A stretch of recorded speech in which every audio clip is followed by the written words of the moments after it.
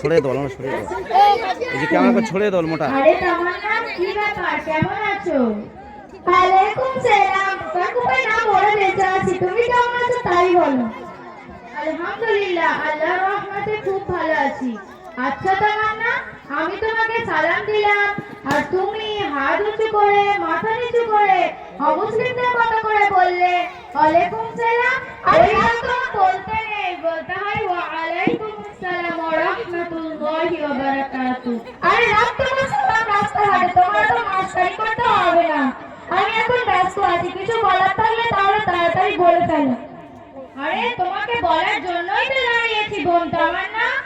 আচ্ছা তামান্না, এই রৌদ্রের সময় হাতে ব্যাগ নিয়ে মুখে মেকআপ করে কোথায় চললে? তুমি জানো না আরিফা, আজ শুক্রবার, তেল পানি নিয়ে পীরের রওজায় যাচ্ছি।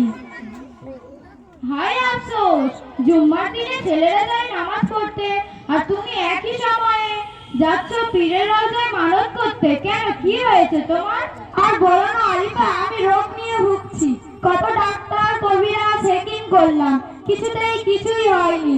তাই পাড়ার কিছু বয়স্ক মহিলারা আমাকে বলল পীরের মাজারে মানত কর, সাত শুক্রবার মাজারে যা, তেল পানি ব্যবহার কর, দেখবি সব ঠিক হয়ে যাবে।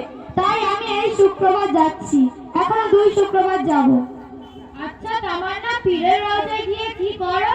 কেন, সবাই যেরকম করে পীরের রওজায় বাতাসা, ধূপকাঠি, মোমবাতি, গোলাপ পানি দিয়ে বললাম বাবা পীর সাহেব, আমি তোমার কাছে রোগ নিয়ে এসেছি, তুমি যদি আমার রোগ ভালো করে দাও তাহলে তোমার নামে জয়া খাসি জবাই করে ফকির মিসকিনকে খাওয়াবো।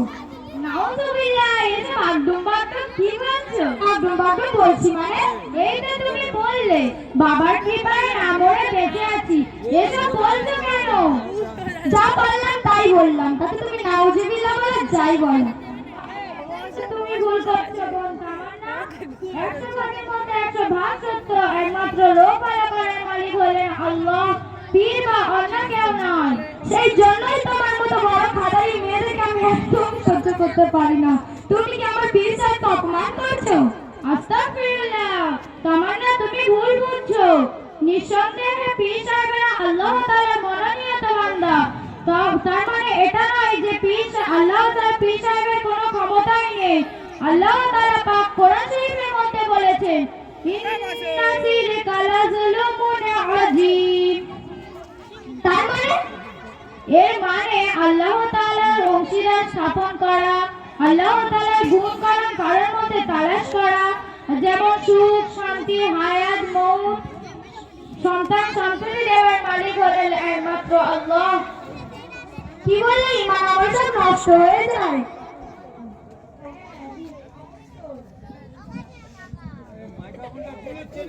হ্যালো, হ্যাঁ অবশ্যই।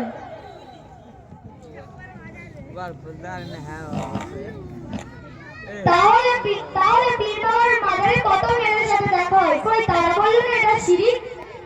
আরে বলবে কি, তারাও তো তোমার মতো ঈমান আমল সব নষ্ট করে ফেলেছে। শিরক কাকে বলে দয়া করে আমাকে একটু বলবো আলিফা, যাতে আমি সবকিছু ভালোভাবে বুঝতে পারি?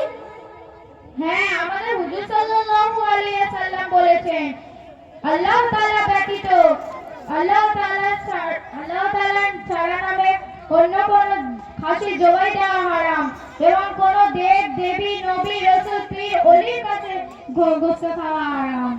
তাই নাকি? হ্যাঁ অবশ্যই। আরিফা, তাহলে তো আমি তো অনেক বড় গুনাহ করেছি। হ্যাঁ, আমি তো তোমাকে এটাই বোঝানোর চেষ্টা করছি বোন তামান্না। আমি যদি আগে জানতাম তাহলে পীরের মাজারে শিরক করতে যেতাম না। আর আজ থেকে প্রতিজ্ঞা করছি, রোগ নিয়ে মরে যাব তাও ভালো, শিরক করে বেঈমান হয়ে মরতে চাই না। আর এই ব্যাগ তেল পানি তুমি বলবি গড়া নদীতে ফেলে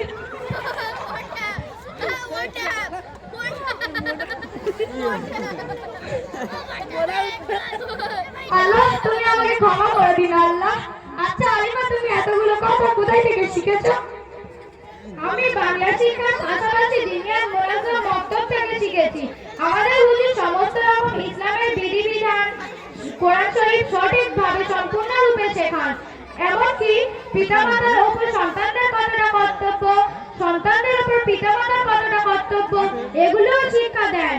কি সন্তানদের আবার কর্তব্য আছে নাকি? হ্যাঁ, অবশ্যই আছে। আমি তো জানতাম শুধু পিতামাতারই কর্তব্য আছে। আমি জানি সন্তানদের ভালো স্কুলে পড়ানো, ভালো সাইকেল কিনে দেওয়া, ভালো ড্রেস কিনে দেওয়া, স্ক্রিন টাচ মোবাইল কিনে দেওয়া।